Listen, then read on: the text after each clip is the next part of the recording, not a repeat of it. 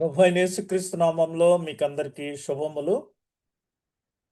మన సంఘ పంచాంగం ప్రకారంగా మనము త్రియేక దేవుని ఆరాధిస్తూ త్రిత్వ కాలంలో 10వ వారానికి చేరి ఉన్నాము. ఈ దినము మనము ధ్యానించనయున్న అంశము సరిదిద్దుకొందము, కరెక్ట్ అవర్ సెల్ఫ్స్. ఎందుకంటే మనము ఒక్కొక్కసారి అవుట్ ఆఫ్ ట్రాక్ అవుతుంటాము, దా దారి తప్పుతూ ఉంటాము, గాడి తప్పుతూ ఉంటాము. So let us check our selfs, సరిదిద్దుకుందాం కరెక్ట్ ట్రాక్లోకి రావటానికి. ఇది మరి దీనికి సంబంధించిన వాక్య భాగాలు 3 వాక్య భాగాలు ఉన్నాయి. పాత నిబంధన పాఠం, పత్రిక పాఠం, సువార్త పాఠం.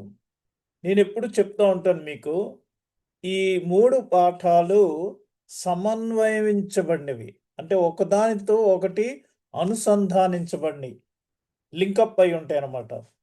కాబట్టి పాత నిబంధనలో యెహోవా దేవుడు అనేక మంది ప్రవక్తల ద్వారా మనకి కొన్ని మెసేజెస్ ఇచ్చారు. అవి తర్వాత యేసు ప్రభు వచ్చి వాటిని కంటిన్యూ చేశారు. అదే మెసేజ్‌ని పౌలు గారు అనేక సంఘాలని స్థాపించి, ఆయా సంఘాలను హెచ్చరిస్తూ ఇవే మాటలు మనకి ఫర్దర్‌గా మరి హెచ్చరించి ఉన్నారు. ఆయా పత్రికల ద్వారా ఆయన మనకు తెలియజేసి ఉన్నారు. కాబట్టి మనము ఈ 3 పాఠాలని సమీక్షించి, ఇంటిగ్రేట్ చేసి మనము పరీక్షించుకుందాము అనే టాపిక్ తోటి, అనే టైటిల్ తోటి మనలో మనము పరీక్షించుకుందాము. మనం ఎక్కడున్నాము, ఏం చేయాలి అనేది స్వపరీక్ష చేసుకుందాము, పరీక్షించుకుందాం. సరిదిద్దుకుందాం, కరెక్ట్ అవర్ సెల్ఫ్స్. సారీ, సరిదిద్దుకునము. ఇది మన యొక్క టైటిల్ ఈ దినానికి. దీనిలో నేను 3 భాగాలుగా చెప్తాను. పాత నిబంధన నుంచి నీ మార్గమును సరిదిద్దుకునము. అది way, our lifestyle, the way we are doing things. ఇవన్నీ మన మార్గమును, మీ కాదు అక్కడ, మనము మన మార్గమును సరిదిద్దుకుందాము. రెండవది మన విశ్వాసమును క్రమపరుచుకుందాం, రెగ్యులేట్ చేసుకుందాం. మన ఫెయిత్‌ని రెగ్యులేట్ చేసుకుందాం. అది హెబ్రీ పత్రిక 3వ అధ్యాయము 7-15 వచనాలు. మూడవది, మీ హృదయమును శుద్ధి చేసుకొనుము, క్లెన్స్ యువర్ హార్ట్. మత్తయి సువార్త 11వ అధ్యాయము 16-24 వచనాలు. కాబట్టి ఈ దినము మనం ఒక్కటే కాకుండా ఈ 3 పాఠాలని, పాత నిబంధన పాఠం, పత్రిక పాఠం, సువార్త పాఠం, ఈ మూడింటిని అనుసంధానించి మనం ఈ దినము ధ్యానించనయున్నాము. కాబట్టి మరి అందరూ చక్కగా దీన్ని అర్థం చేసుకోండి. ఏంటంటే it's like A Bible study also.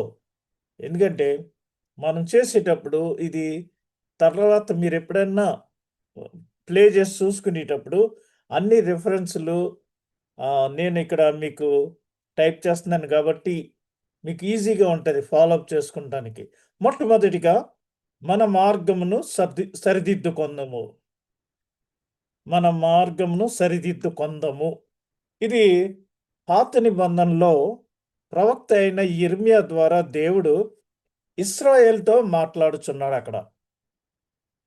పాత నిబంధనలో దేవుడు ఏర్పరచుకున్న తన ప్రజలైన ఇశ్రాయేలీలు అంటే ఎవరు?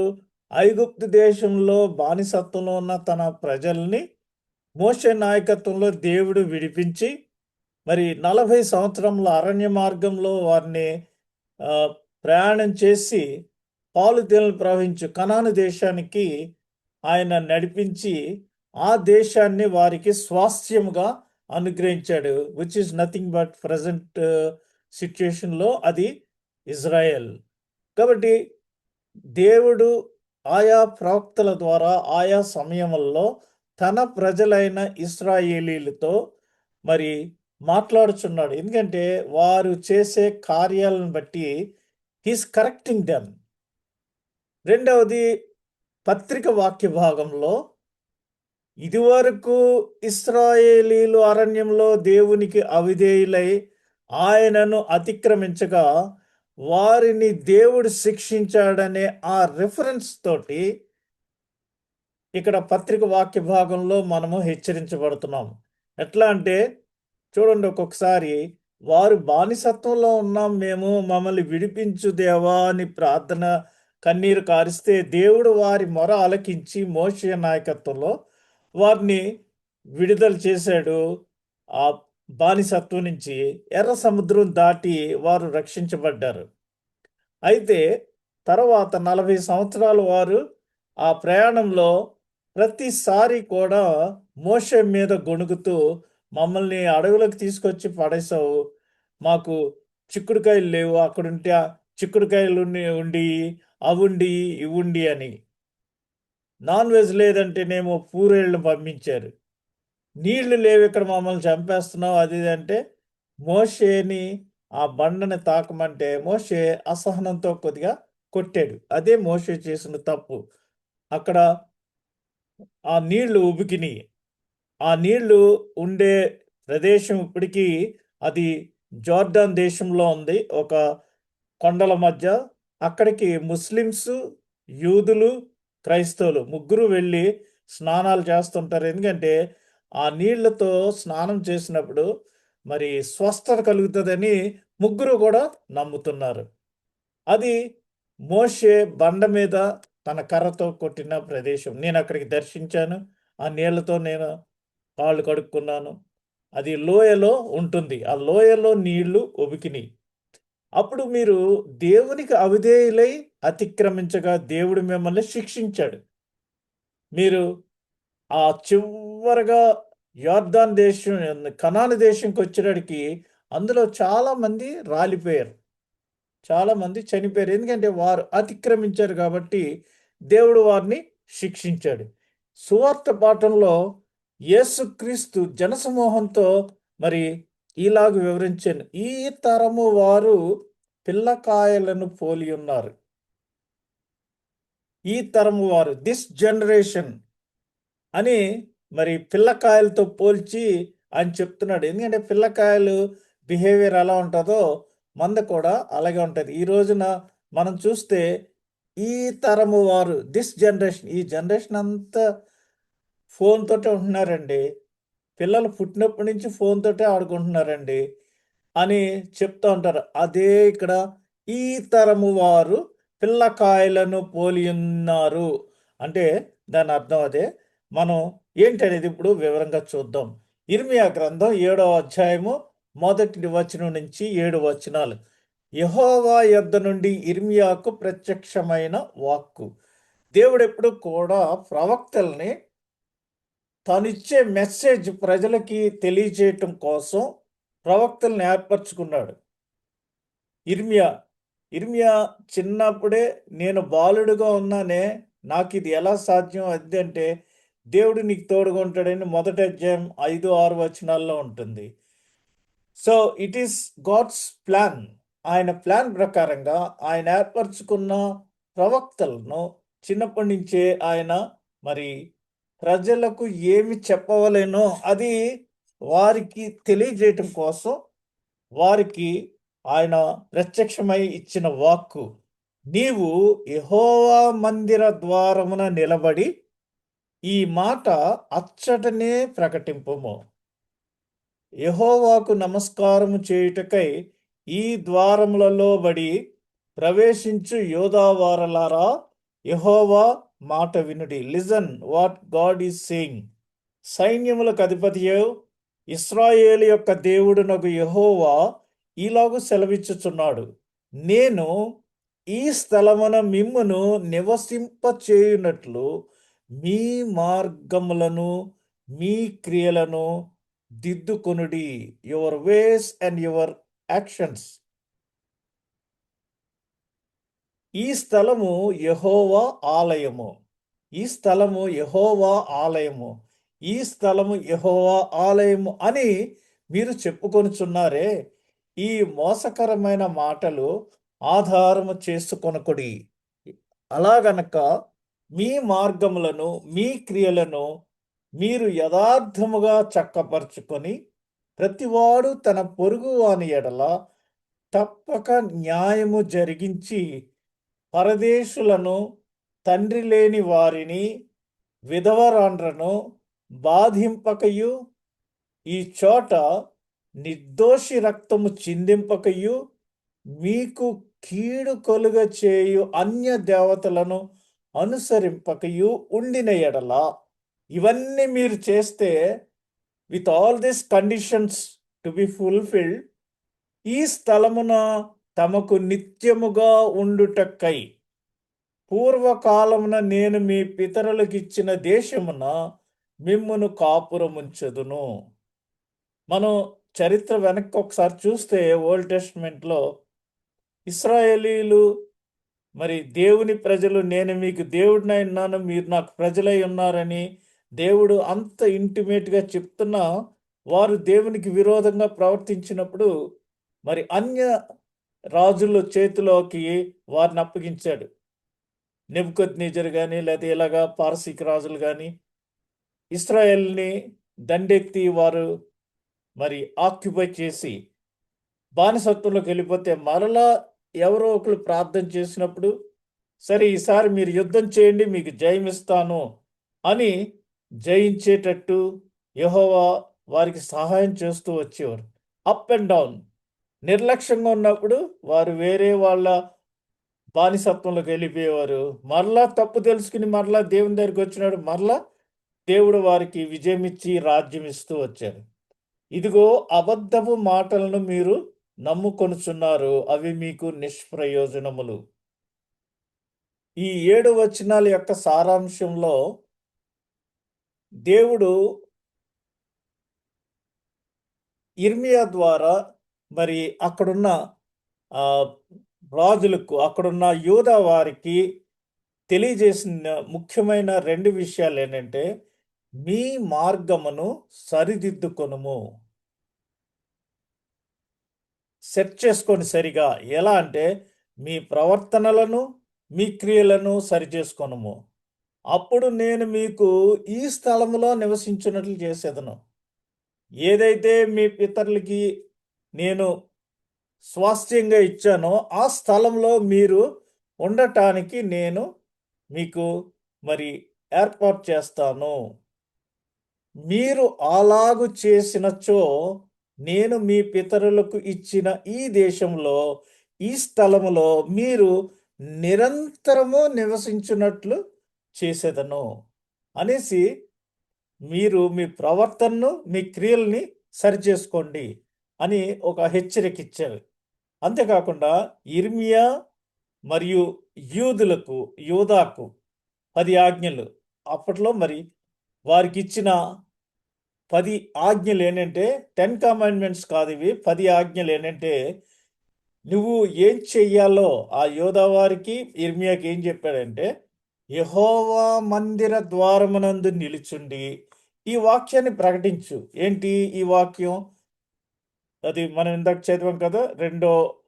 నీవు యెహోవా మందిర ద్వారమున నిలబడి ఈ మాట అచ్చటనే ప్రకటింపుము అని మరి యెహోవా మాట వినుడి ఆయన చెప్తున్నారు. అది ఇక్కడ చెప్పారు ఏంటంటే సైన్యములకు అధిపతి యొక్క యెహోవా ఇశ్రాయేలు యొక్క దేవుడునకు యెహోవా ఇలాగు సెలవిచ్చుచున్నాడు, నేను ఈ స్థలమున మిమ్మును నివసింప చేయనట్లు మీ మార్గములను క్రియలను సరిదిద్దుకొనుడి.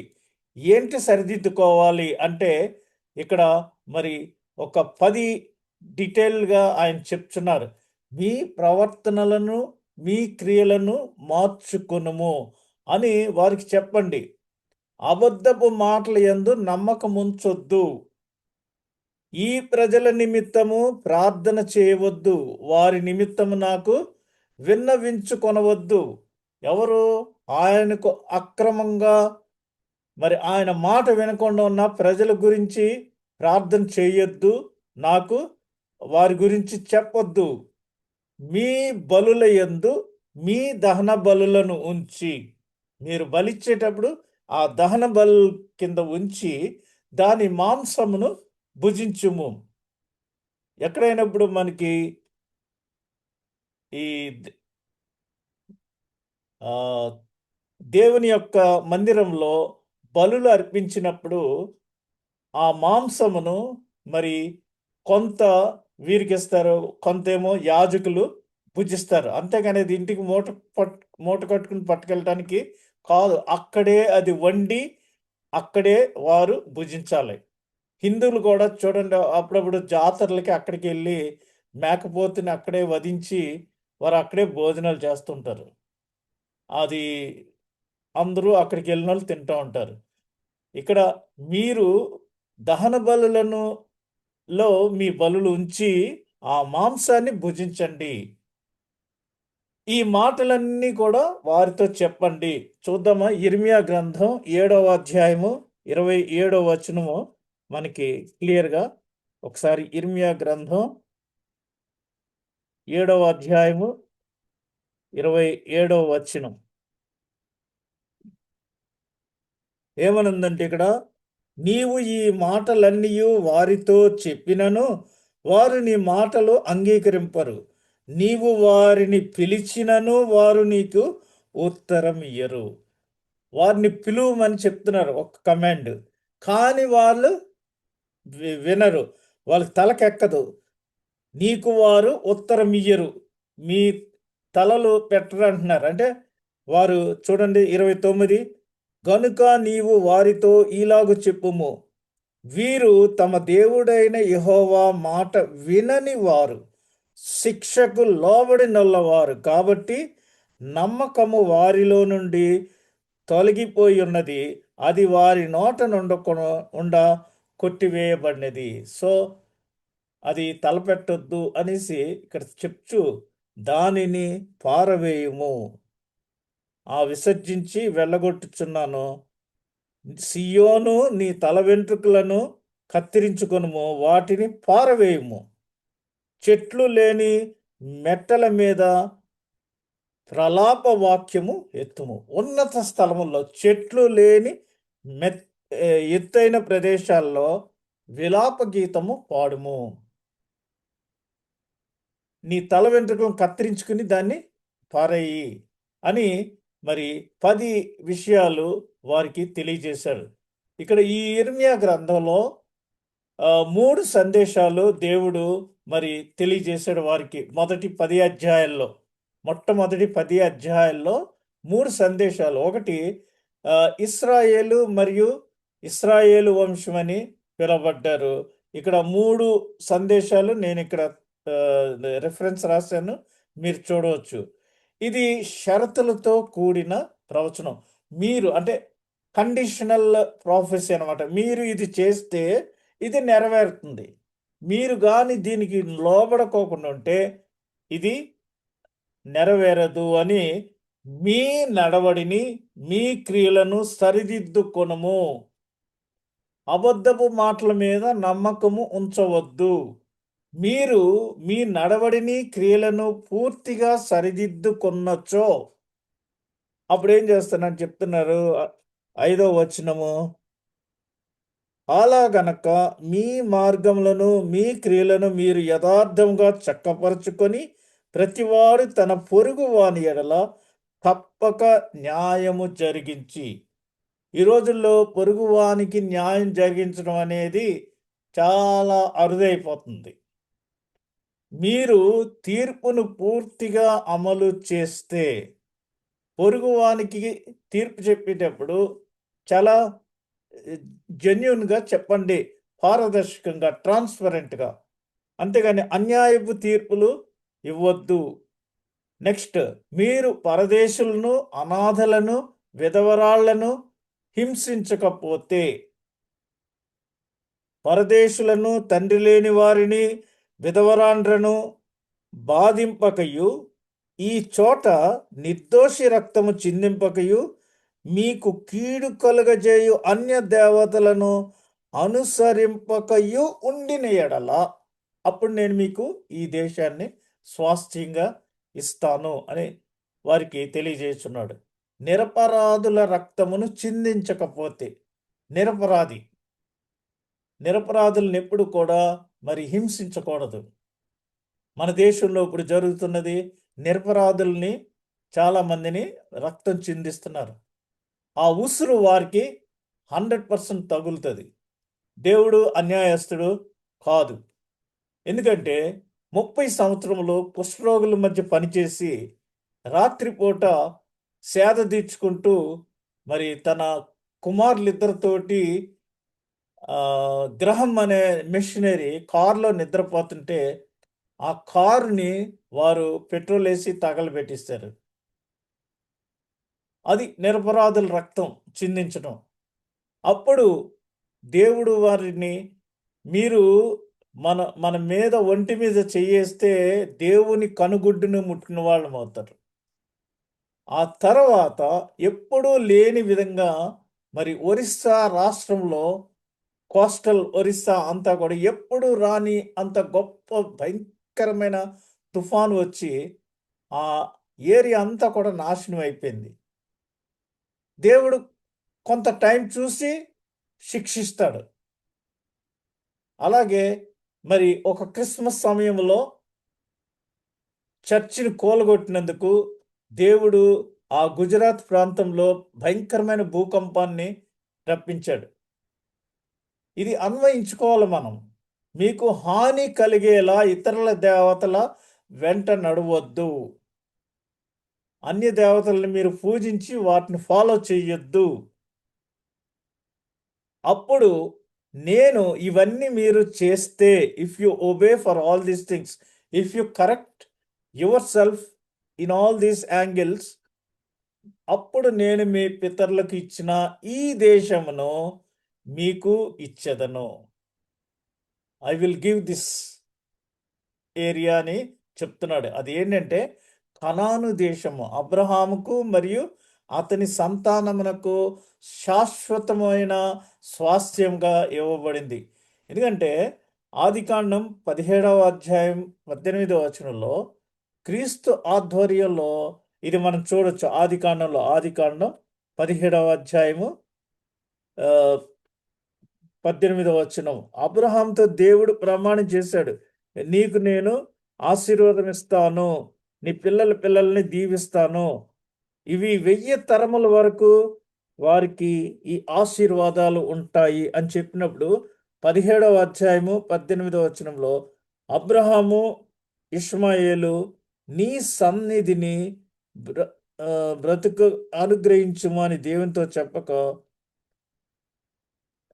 ఇది కాదు యాక్చువల్గా. మరి దేవుడు అబ్రహామునకు ఆయన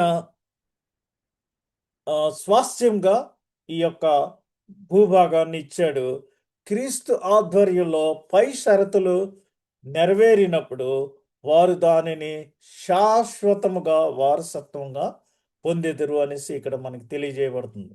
రెండవది, మీ విశ్వాసమును క్రమపరుచుకును, రెగ్యులేట్ యువర్ ఫెయిత్. ఇది హెబ్రీ పత్రిక 3వ అధ్యాయము 7 నుంచి 15 వచనాల్లో మరి చెప్పబడింది. ఏంటంటే 7వ వచనము, మరియు పరిశుద్ధాత్మ ఇట్లు చెప్పుచున్నాడు, నేడు మీరు ఆయన శబ్దమును వినిన ఎడల అరణ్యములో శోధన దినమందు కోపము పుట్టించినప్పటి వలె మీ హృదయములను కఠినపరచుకొనుడి. చూసారా, నేను చెప్పాను కదా, ఇది ఎక్కడ కనెక్ట్ చేశాడంటే మరి మోషే నాయకత్వంలో 40 సంవత్సరములు వారు అరణ్య మార్గంలో ప్రయాణించుచున్నప్పుడు వారు మరి దేవునికి కోపము పుట్టించి దేవుని ఉగ్రతకు గురయ్యారు. ఎందుకంటే వారి హృదయాలను కఠినపరచేసుకున్నారు. అలా కఠినపరచుకొనకుడి అని చెప్తూ 40 సంవత్సరములు నా కార్యములను చూచి మీరు మీ పితరులు నన్ను పరీక్షించి శోధించిరి. అక్కడ బానిసత్వంలోంచి యెహోవా దేవుడు విడుదల చేశాడు, ఎర్ర సముద్రంలోంచి దాటించాడు. ఇన్ని చేసినప్పటికీ అక్కడ ఐగుప్తులో ఉన్నప్పుడు మరి 10 కార్యాలు జరిగినాయి. ఆ నది అంతా ఎర్రగా అయిపోవటం, కప్పలు రావటం, మస్కిటోలు రావటం, ఇవన్నీ జరిగినాయి. ఇన్ని జరిగి ఇన్ని తెలుసుకుని మీరు వచ్చినా కూడా మరి 40 సంవత్సరంలో నేను చేసిన కార్యాలన్నీ చూసి నన్ను పరీక్షించి శోధించారు. ఇంకా ఏంటి, ఇంతేనా మా పరిస్థితి అని. ఇప్పుడు కూడా మనం కూడా ఎవరినన్నా ఒక గ్యాంగ్ని ఎక్కడికైనా తీసుకెళ్ళామనుకోండి, నా అనుభవంలో ఒకసారి రిట్రీట్ జరిపించాను కువైట్లో. ఆ రిట్రీట్కి భోజనాలు రావడం కొంచెం లేట్ అయింది కొన్ని కారణాల వల్ల. వచ్చింది కొంచెం ప్రాబ్లంగా ఉంటే, "ఆ! దీనార్ కట్టించుకున్నారు. ఇదేనా పెట్టేది భోజనం? ఇంత లేటా? మేమేమైపోవాలి?" అని ఎన్నో గొణుగుడే గొణుగుడు. ఇది మన క్రైస్తవులందరికీ పరిపాటే.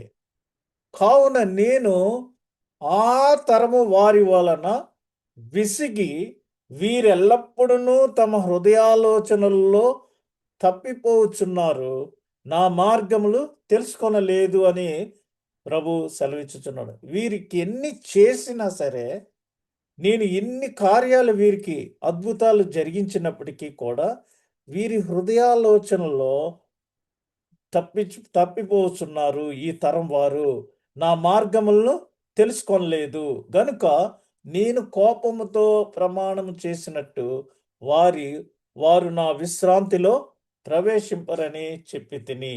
ఒక రకంగా ఆ యూదా జనాంగాన్ని అంతటిని దేవుడు కోపంతో ప్రమాణం చేశాడు.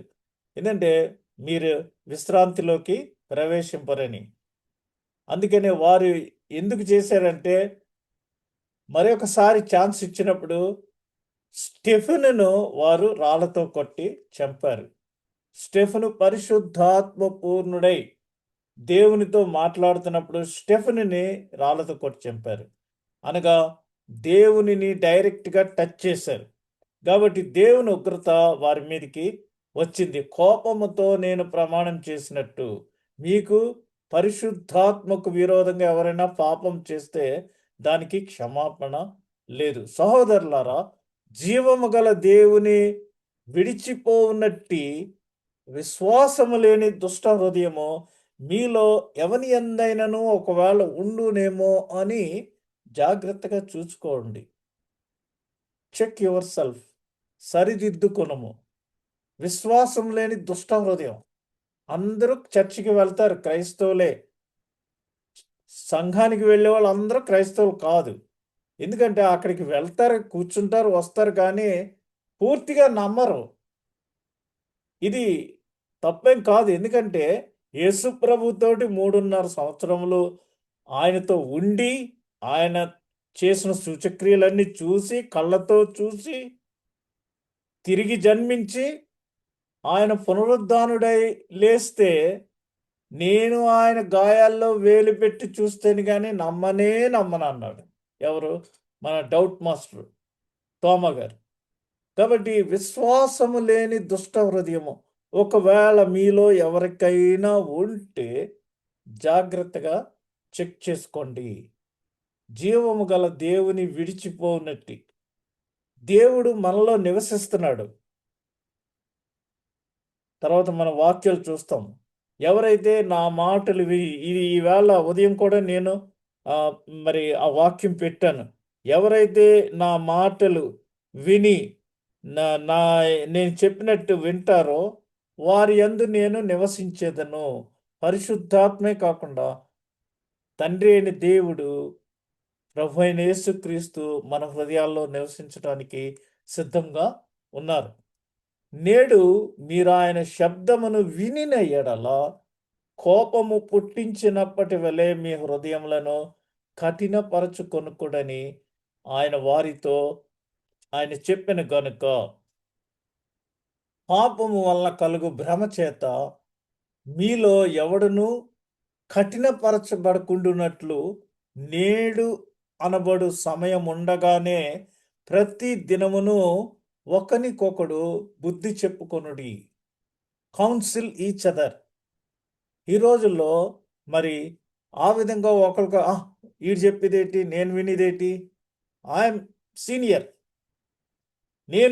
నాకు చెప్పడం ఏంటి ఇతను, నేను అతనికి వినటం ఏంటి అనే ప్రవృత్తి ఎక్కువైపోయింది.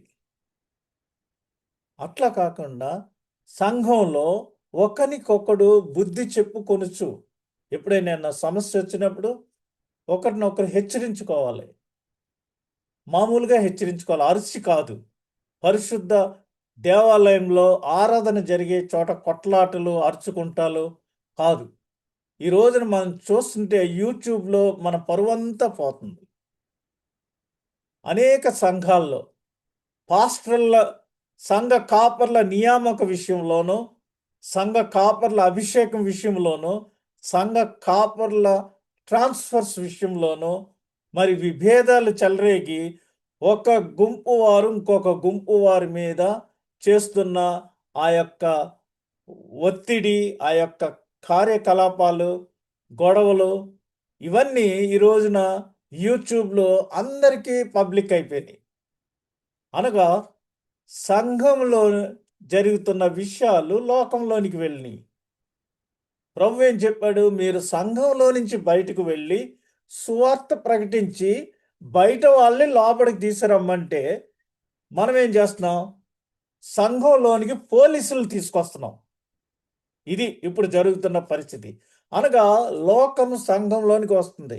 రాజకీయ నాయకులు వస్తే వారికి పెద్ద పీట వేస్తున్నారు.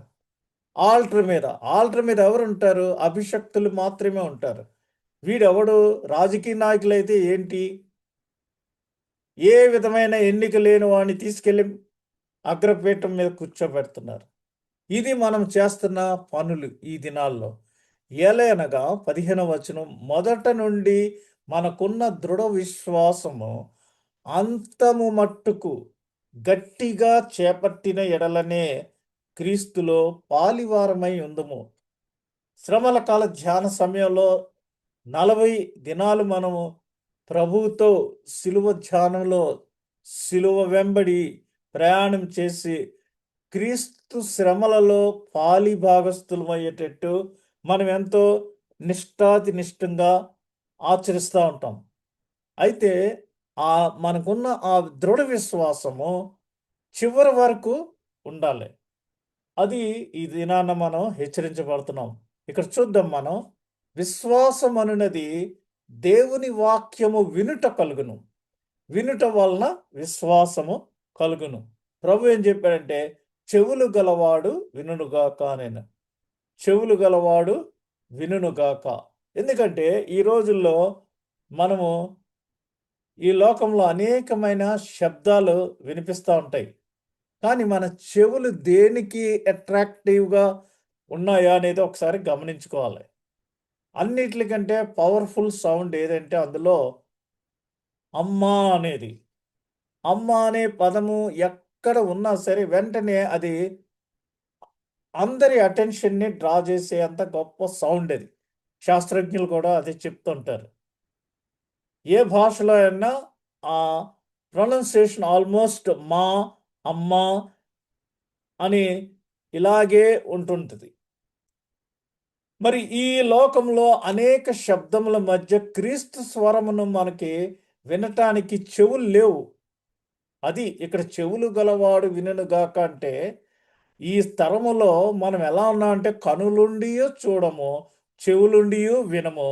రోజు బైబిల్ చదువుతాం కానీ అందులో ఏం రాయబడిందో తెలీదు. యూదులు రోజు ధర్మశాస్త్రాన్ని చదువుతారు కానీ ఆ ధర్మశాస్త్రంలో ఏముందో, ఏ ప్రవచనం ఎక్కడ నెరవేరుతుందో, ఎవరు వచ్చారో ఇవేమీ కూడా వారికి అర్థం అవ్వదు. ఊరికినే చదివేస్తున్నారు, ఒక నావల్ చదివినట్టు, న్యూస్ పేపర్ చదివినట్టు చదువుతున్నారు. అట్లా కాకుండా మరి దేవుని వాక్యాన్ని చదివేటప్పుడు పాత నిబంధనలో దేవుడు ఇర్మియా ద్వారా ఏం చెప్పాడు, అది హెబ్రీ పత్రికలో ఆ పత్రికాకారుడు మనకి ఏ విధంగా రిఫర్ చేసి చెప్తున్నాడో ఇవన్నీ మనము కనెక్ట్ చేసుకోవాలి. ఈ కనెక్టివ్నెస్ లేక కట్ పాత నిబంధనది అక్కడితోట ఇది, ఇక్కడేమో ఇది, అలా కాకుండా మనం రెండు కనెక్ట్ చేసుకోవాలి. మరి పాత నిబంధనలో యాజకులు, కాపర్లు ఎప్పుడు చూసినా మలాకి గ్రంథం ఎత్తుకుని మీరు దశంభాగాలు ఇవ్వాలి, దశంభాగం ఇవ్వకపోతే దేవుడిని మీరు దోచుకున్న వాళ్ళు అవుతారు, అది ఇదని చెప్తున్నారు. ఇక్కడ క్రొత్త నిబంధన మనం ఫాలో అవ్వాలి. పాత నిబంధనకి క్రొత్త నిబంధనకి కనెక్టివిటీ తీసుకుని మనం ఫాలో అవ్వాలి. కానీ అక్కడ వారికి కావాల్సిందేమో పాత నిబంధన, ఇక్కడేమో వేరేది తీసుకుంటూ కాదు. అన్నిటినీ కనెక్ట్ చేసి సమన్వయపరిచి దాన్ని తీసుకోవాలి మనం. దేవుడు మనల్ని కరెక్ట్ చేసుకోమని చెప్తున్నాడు. మన మార్గాల్ని సరి చేసుకోమని చెప్తున్నాడు. అది వదిలేసి మీరు దేవుడికి దశంభాగం ఇవ్వకపోతే దేవుడిని దోచుకున్న వాళ్ళు అవుతారు, మీరు దొంగలు అని ఈ రోజుల్లో ఎక్కువగా ప్రసంగాలు జరుగుతున్నాయి. ఆ విధంగా కాకుండా చెవులు గలవాడు వినుగాక.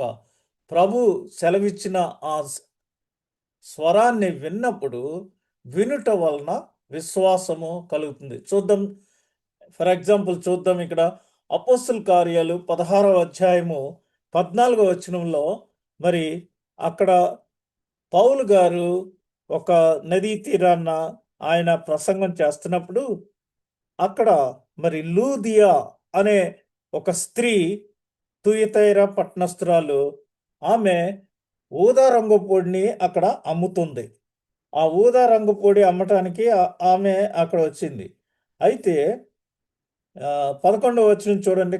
కాబట్టి మేము త్రోయను విడిచి ఓడ ఎక్కి తిన్నగా సముద్రకేకును మరునాడు నెక్కపొలికిని అక్కడి నుండి ఫిలిప్పీకి వచ్చితిమి. మాసిదోనియా దేశంలో ఆ ప్రాంతమునకు ముఖ్య పట్టణమును రోమియుల ప్రవాస స్థానమునై ఉన్నది. మేము కొన్ని దినములు ఆ పట్టణంలో ఉంటిమి. విశ్రాంతి దినమున గవిని దాటి నదీ తీరమున ప్రార్థన జరుగుననుకొని అక్కడికి వచ్చి కూర్చుండి కూడి వచ్చిన స్త్రీలతో మాట్లాడుచుంటిమి.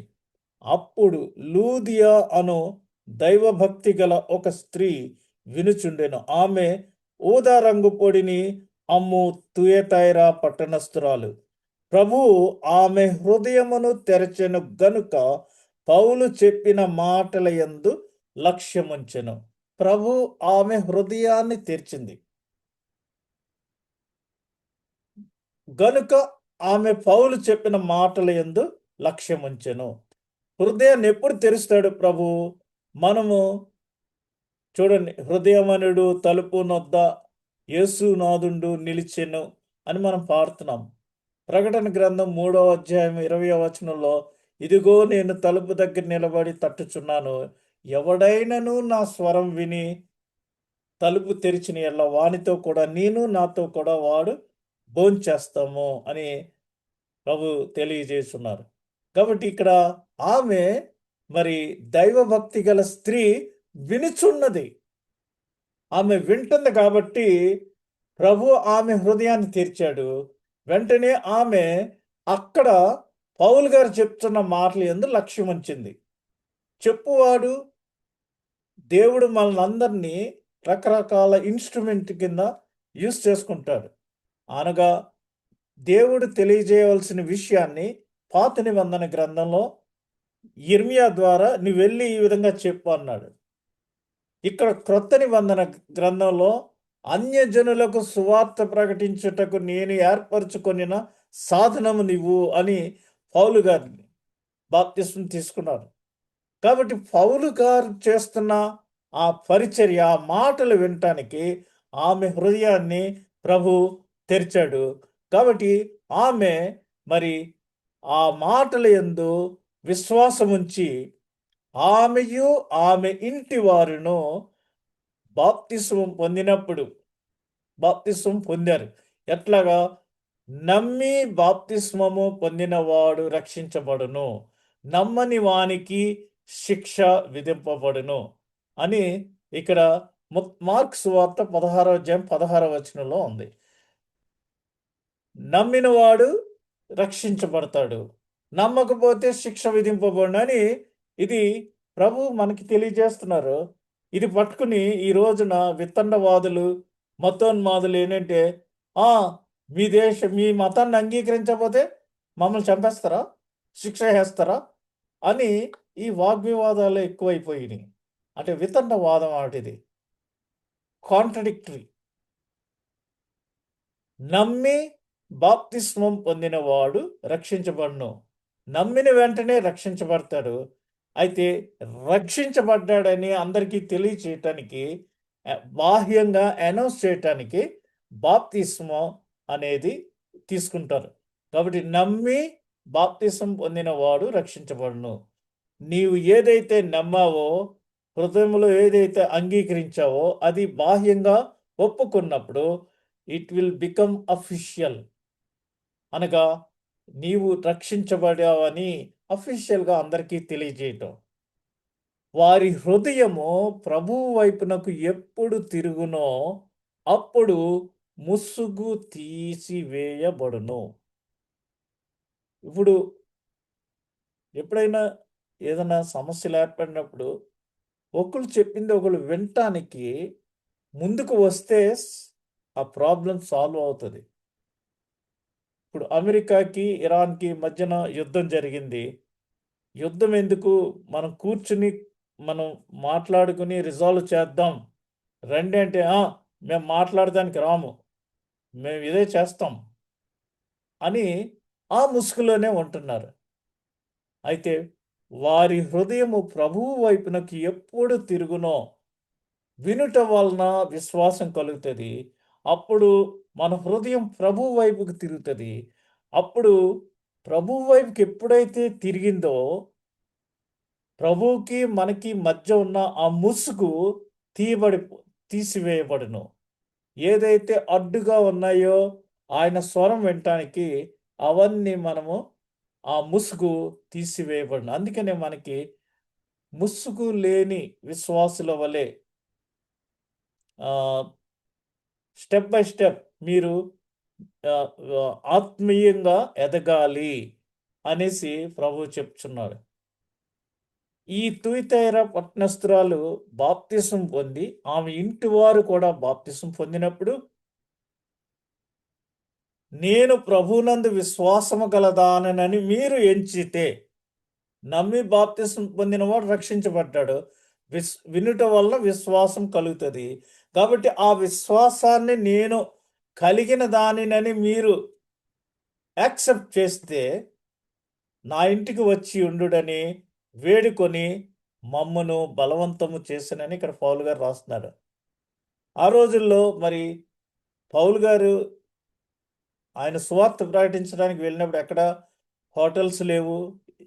ఎవరింటిలో ఆశ్రయమిస్తే వారిలో ఇంట్లోనే మరి ఉండి వారు సువార్త ప్రకటించారు. కాబట్టి నా ఇంటికి వచ్చి ఉండుడని వేడుకొని మమ్మును బలవంతము చేసెను.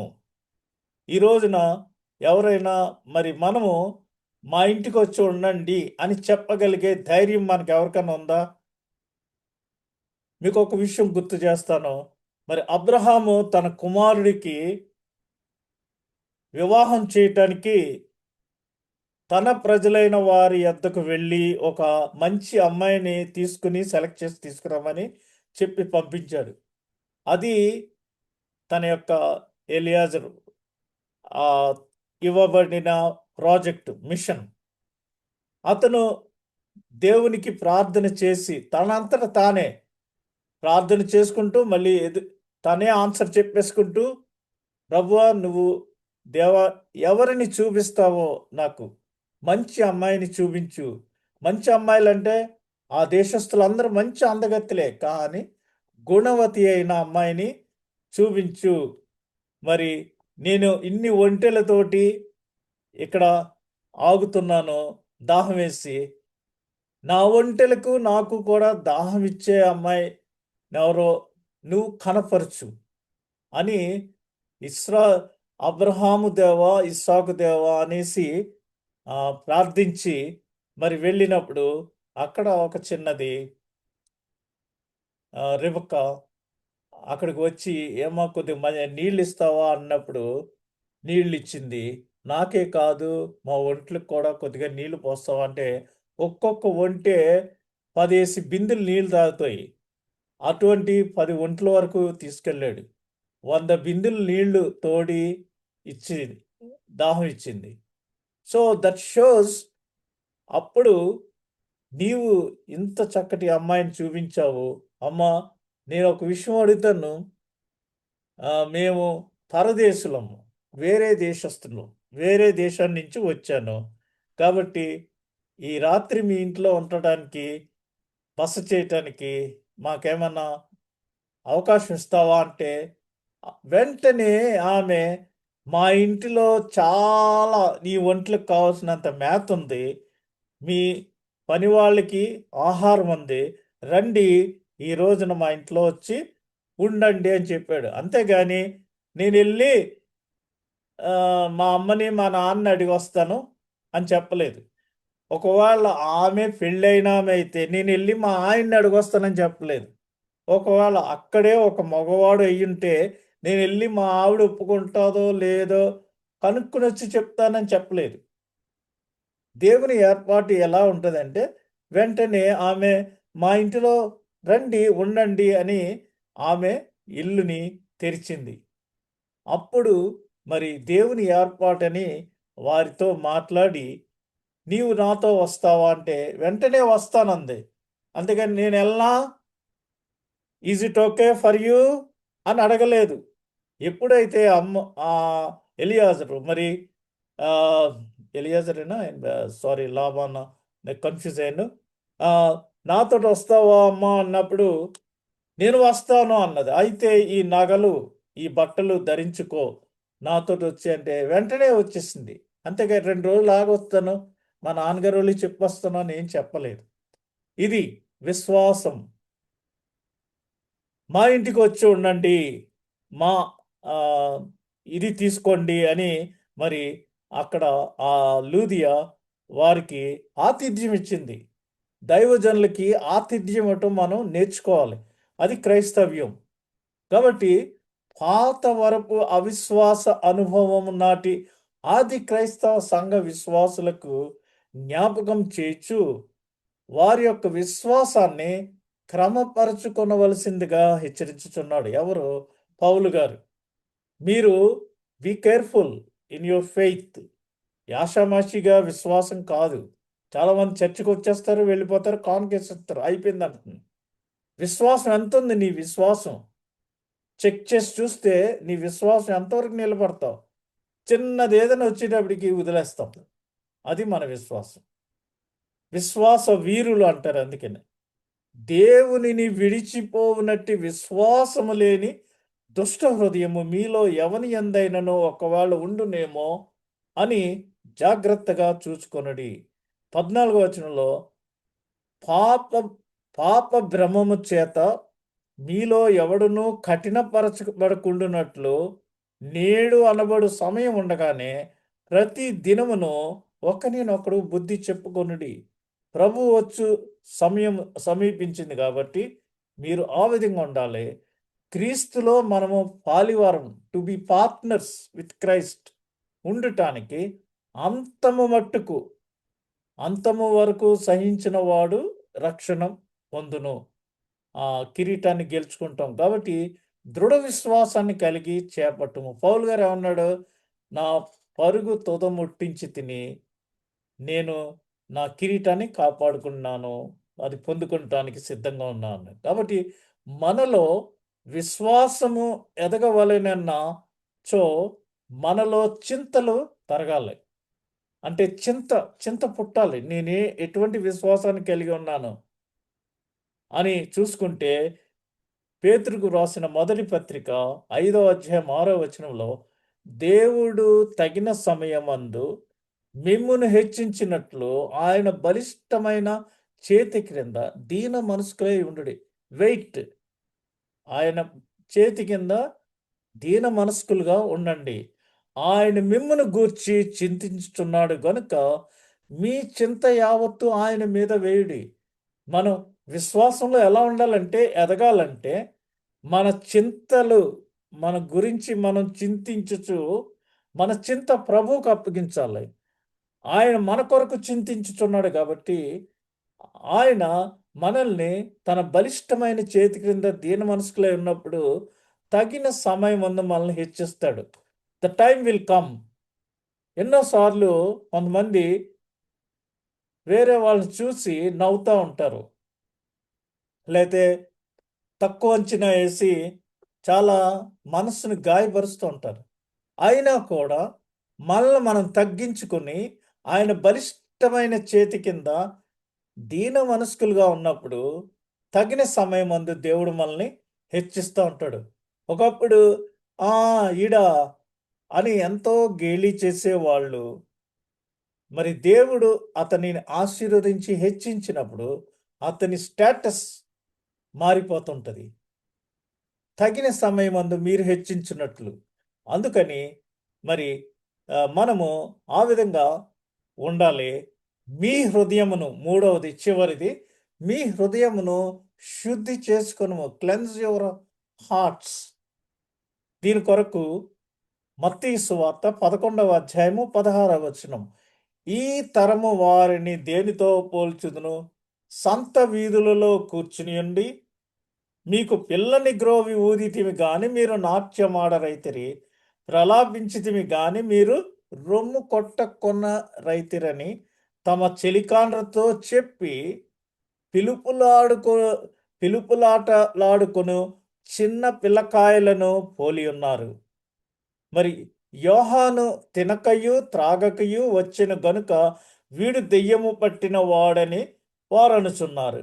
మనుష్య కుమారుడు తినుచు త్రాగుచు వచ్చిన గనుక ఇదిగో వీడు తిండిబోతును మద్యపానీయును పాపులకును స్నేహితుడని వారు అనుచున్నారు అనేసి ఇక్కడ వారి వాక్యంలో తెలియజేయబడుతున్నది. మత్తయి సువార్త 11వ అధ్యాయము 16వ వచనంలో యోహానేమో మరి ఒకటి చెప్తే యోహాను తినకయు త్రాగకయు వచ్చెను. ఎందుకంటే నాజీరు చేయబడినటువంటి వాడు యోహాను. అడవిలో తేనె మిడతల్ని ఇవి తిన్నాడు. అతని షేవింగ్ ఏమి చేయలేదు. నాజీరు చేయబడ్డాడు. అందుకని అతన్ని ఏమన్నారు? ఇతను దెయ్యం పట్టిన వాడు అన్నారు.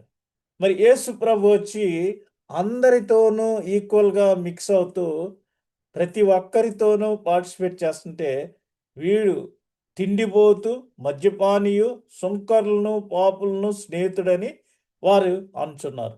అయినను జ్ఞానము జ్ఞానమని దాని క్రియలను బట్టి తీర్పు పొందుననెను. ఆ రోజుల్లో మరి యేసు ప్రభు మత్తయిని నువ్వు వచ్చి నన్ను వెంబడించు అంటే మత్తయి వచ్చి ట్యాక్స్ కలెక్టర్, ఎక్సైజ్ డిపార్ట్మెంట్ లేదా మరి ఇది ఉంది కదా కమర్షియల్ ట్యాక్స్, ఆ పన్నులు వసూలు చేసేవాడు. అప్పుడు మత్తయి ఏమన్నాడంటే నేను వస్తాను, ఒకసారి మా ఇంటికి భోజనానికి రండి అని తనతో పనిచేసే ఆ ఆఫీసర్స్ అందరినీ నన్ను ప్రభువు పిలిచాడు. ఐ హ్యావ్ ఎ కాల్, నేను ఆయనను వెంబడించడానికి వెళ్ళిపోతున్నానని ఎంతో సంతోషంతో తన డిపార్ట్మెంట్ మెంబర్స్ అందరినీ పిలిచి పెద్ద విందుని ఏర్పాటు చేశాడు.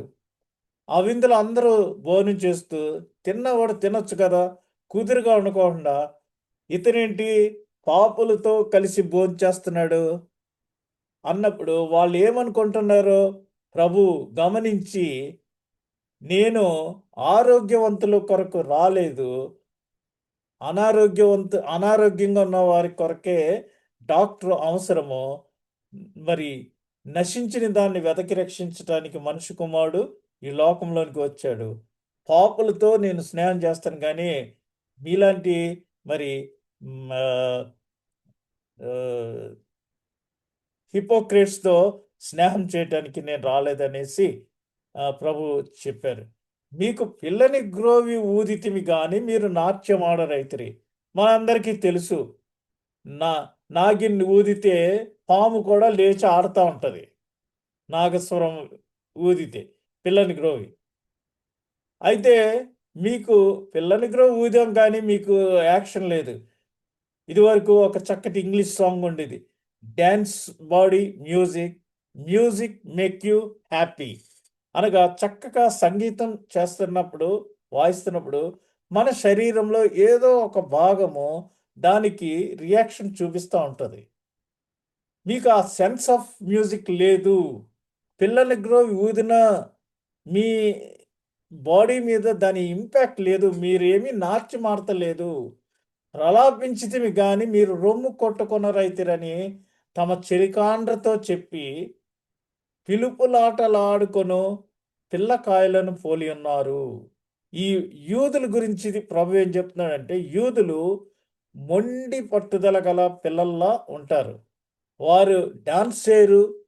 ఫ్యూనరల్ సర్వీస్‌లో ఎక్కడైనా లేదా వివాహాల సమయాల్లో ఆ కార్యక్రమాల్లో ఎక్కువ పాల్గొనరు. మరి యేసు చేయి ప్రతి ప్రతిపాదనను కూడా వారు తిరస్కరించిరి. విందుకు పిలిస్తేనేమో రారు. అప్పుడు మళ్ళీ సెకండ్ టైం పిలవాలి బొట్టు పెట్టి. అయ్యా! భోజనం రెడీ అయిపోయింది.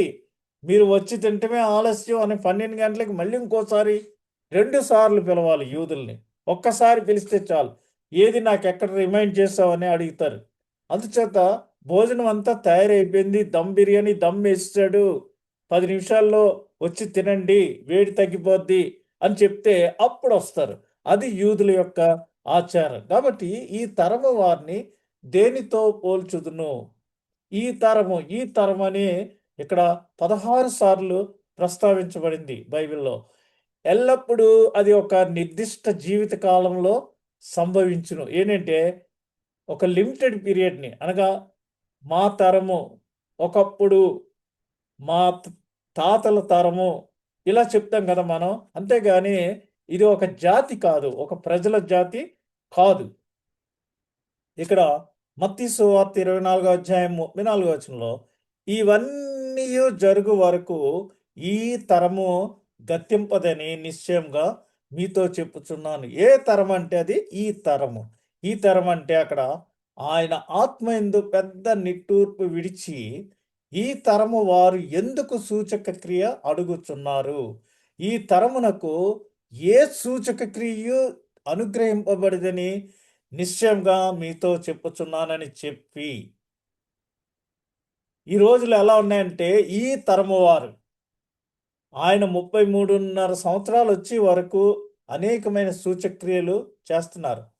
ఆయన చెప్పి మీ హృదయాల్ని పరిశుద్ధపరచుకుంటారా బాబు అని ఎందుకు ఫోకస్ చేసి చెప్తున్నారంటే వారి హృదయాలు చాలా కఠినమైనవి. అందుకనే ఇర్మియాలో కింద 7వ అధ్యాయం 26వ వచనంలో వారు నా మాట వినకయున్నారు, చెవియొగ్గకయున్నారు, తమ మెడను వంచక మనస్సును కఠినపరుచుకున్నారు. వారు తమ పితరుల కంటే మరీ దుష్టులైరి. మెడ వంచని జనాంగం ఎవరంటే యూదులు. Thick blooded people. తిక్కోళ్ళు అనమాట. స్టిఫ్ నెక్ అంటారు కదా, మెడ వంచని జనాంగం. నేను కూడా ఇజ్రాయెల్ దేశానికి వెళ్తే అక్కడ సిటీ టూర్‌లో ఒక యూదుడు వచ్చాడు. అతను ఎక్స్‌ప్లెయిన్ చేస్తున్నాడు. ఎంతసేపు ఏం చెప్తున్నాడు? యేసు ప్రభుని ఇక్కడే సిలువేశారంట. ఇక్కడే ఆయన లేచాడు. అంట, అంట, అంట అని చెప్తున్నాడు గానీ, అవును అని చెప్పట్లేదు. అంటే వాడు అంగీకరించట్లేదది. అంత స్టిఫ్ నెక్డ్ మెడ వంచక. ఈ రోజుల్లో ఈ తరము వారు అనగా అది అప్పుడు యేసు ప్రభుని సిలువ వేసేసి వాళ్ళు చంపారు. మరి అది వారు ఆయన చెప్పిన బోధలు ఏమీ కూడా అంగీకరించలేదు. ఎందుకని? యేసు ప్రభు పశువుల తొట్టులో ఒక దీనబాలుడిగా వచ్చాడు. వాళ్ళు వాళ్ళకేంటి మెస్సీ అనేవాడు పెద్ద రాజు కుటుంబంలో పెద్ద వంశంలో జన్మించి రావాలి. ఇతను వడ్రంగి కుమారుడు. ఇతను మెస్సీ ఎలాగవుతాడు? ఈ విధంగా అన్ని డిస్క్రిమినేషన్ ఈ విధంగా ఆయన్ని అంగీకరించలేదు. ఆయన చంపటానికి వీళ్ళందరూ కారణమయ్యారు. ఇప్పుడు ఈ తరము అప్పటి నుంచి ఇప్పటి వరకు యూదులు క్రీస్తుని ఇంకా అంగీకరించట్లేదు. వారందరూ కూడా క్రీస్తును అంగీకరించినప్పుడే క్రీస్తు తిరిగి రానయ్యున్నాడు. అదే సెకండ్ కమింగ్. అయితే ఈ తరము వారు ఎందుకు సూచక క్రియ అడుగుచున్నారు? ఇది మనము కూడా వర్తించుకుంటే ఈ రోజుల్లో మరి ముఖ్యంగా యానివర్సరీస్ జరుగుతున్నప్పుడు ఏదో ఒక ప్రాంతం నుంచి భక్తుల్ని పిలుస్తూ ఉంటారు దైవజనుల్ని. అది ఈ సంవత్సరం మన యానివర్సరీకి పలానా ఆయన వస్తున్నాడంటే ఆయన ఏమన్నా వ్యాధుల్ని నయం చేస్తారండి? అంటే స్వస్థత వరం ఉందండి? లేదా ఏమన్నా ప్రవచన వరం ఉందండి? భాషలకి ఏమన్నా జవాబు చెప్తారండి? అంటే ఈ రోజుల్లో ఈ తరంలో ఉన్న వాళ్ళు సూచక క్రియ అడుగుతున్నారు. సూచక క్రియ లేనిదే వారు నమ్మటానికి సిద్ధంగా లేరు. అందుచేత వారు కొందరిని చంపుదురు, కొందరిని హింసింతురు. నమ్మట్లేదు. కాబట్టి లోకము పుట్టినది మొదలుకొని అనగా హేబెలు రక్తం మొదలుకొని బలిపీఠమునకును మందిరమునకును మధ్య నశించిన జకరియా రక్తము వరకు చిందింపబడిన ప్రవక్తలందరి రక్తము నిమిత్తము ఈ తరము వారు విచారించబడుదురు. ఎవరైతే ఈ నిరపరాధుల రక్తానికి కారకులయ్యారో ఈ తరము వారు విచారించబడుదురు. నిశ్చయంగా ఈ తరము వారు ఆ రక్తము నిమిత్తము విచారింపబడుదురని మీతో చెప్పుచున్నాను. ఈ ఆహ్, ఈ విధంగా బలైపోయినోళ్ళందరూ పరలోకంలో వారు ఉన్నారు. వారి రక్తం అక్కడ మొరపెడుతుంది దేవుని సన్నిధిలో. ప్రభువా ఇంకెప్పుడు వీరిని శిక్షిస్తావు అన్నప్పుడు టైం వస్తుందని అక్కడ ప్రభువు చెప్తున్నాడు. ఇది విప్పినప్పుడు వారిని ఎవరైతే నిరపరాధుల రక్తంలో పాలుపంపులు పంచుకున్నారో వారందరూ శిక్షించబడతారు. వేచి ఉండాలి మనం. ఎందుకంటే చాలామందిని మరి హతసాక్షులుగా చంపేశారు. అందుకనే ప్రభు తన సందేశాన్ని తీసుకుని రావటానికి వీరికి తన మార్గాన్ని విడిచిపెట్టాడు. ఆ సందేశాన్ని ప్రతిస్పందించటానికి యేసు తగినంత అవకాశం ఇచ్చాడు. ఆయన చెప్పిన దానికి రియాక్ట్ అయ్యి మారు మనసు పొందుకుంటానికి, క్రమబద్ధీకరణ చేసుకోవడానికి, హృదయాన్ని పరిశుద్ధపరచటానికి కొంత అవకాశం ఇచ్చాడు, టైం ఇచ్చాడు. మరి సందేశమును తిరస్కరించుటకు ఒక పరిణామము ఉన్నది. తిరస్కరిస్తే వారు శిక్షించబడతారు. ప్రతిస్పందించినోళ్ళు మరి ఆయన అవకాశం ఇచ్చాడు. ఆయన పక్కనే ఉన్న దొంగ మరి ఆ అవకాశాన్ని ఉపయోగించుకున్నాడు. నీ రాజ్యంలో నన్ను గుర్తుపెట్టుకో అంటే వాడికి అక్కడే రక్షణ దేవుడు అనుగ్రహించాడు. ఆయన మార్గాన్నే విడిచిపెట్టి వచ్చాడు. తను ఉన్నతమైన పరిస్థితి నుంచి దీన బాలుడుగా నార్మల్ పర్సన్‌గా తన మార్గాన్ని విడిచిపెట్టి వచ్చాడు. ఆ సందేశాన్ని తీసుకురావటానికి అన్ని ప్లేసెస్‌కి వెళ్ళాడు. అందరింటికి వెళ్ళాడు. "జక్కయ్య నువ్వు కిందకి రా. నేడు నీ ఇంటికి రక్షణ వచ్చింది" అని ప్రభువే జక్కయ్యని పిలిచి తన ఇంటికెళ్ళాడు. నేను ఈ రోజున మిమ్మల్ని అడుగుతున్నాను. మనమందరం చర్చ్‌కెళ్తున్నాము. మనతో ఏ పాస్టర్ గారైనా బ్రదర్ రేపు నేను మీ ఇంటికి వస్తాను అని ఎవరన్నా వచ్చి చెప్పి ఆ విధంగా మనకొస్తున్నారా?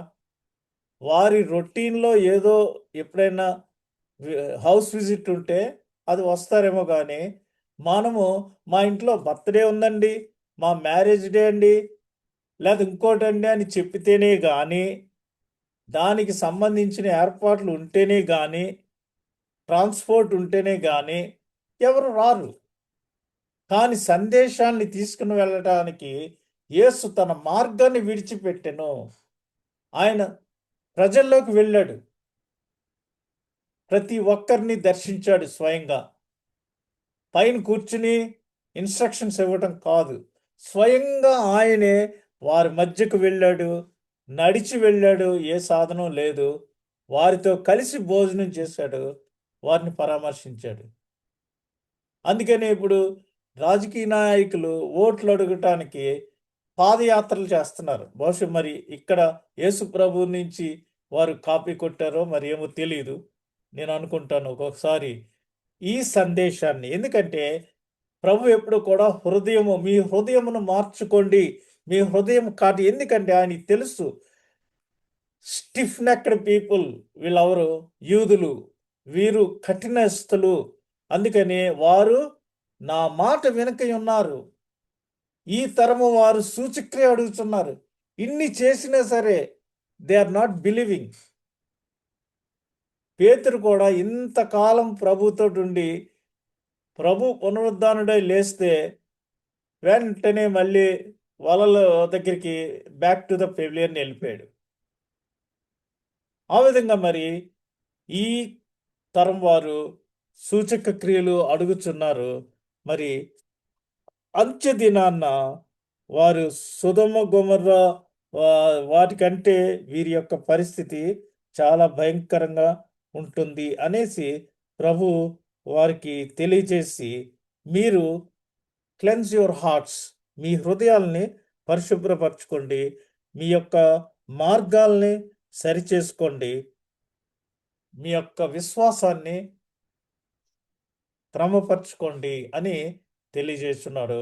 కాబట్టి ఆ విధంగా మనము మన లైఫ్ స్టైలు లేదా క్రైస్తవులంగా మనం జీవించుతున్న జీవన విధానము, మన క్రియలు ప్రభువుకు అంగీకారంగా ఉండేటట్టు, తండ్రిని మహిమపరిచేటట్టు, సమస్త ఘనత మహిమ ఆయనకే చెందేటట్టు ఉండాలి. కానీ మనము పబ్లిక్‌లో, టీవీలోను, యూట్యూబుల్లో వచ్చేటట్టుగా దేవునికి అవమానకరమైన పనులు చేసి, పరిశుద్ధాత్మను మనము దుఃఖపరిచేవారిగా ఉండకూడదు.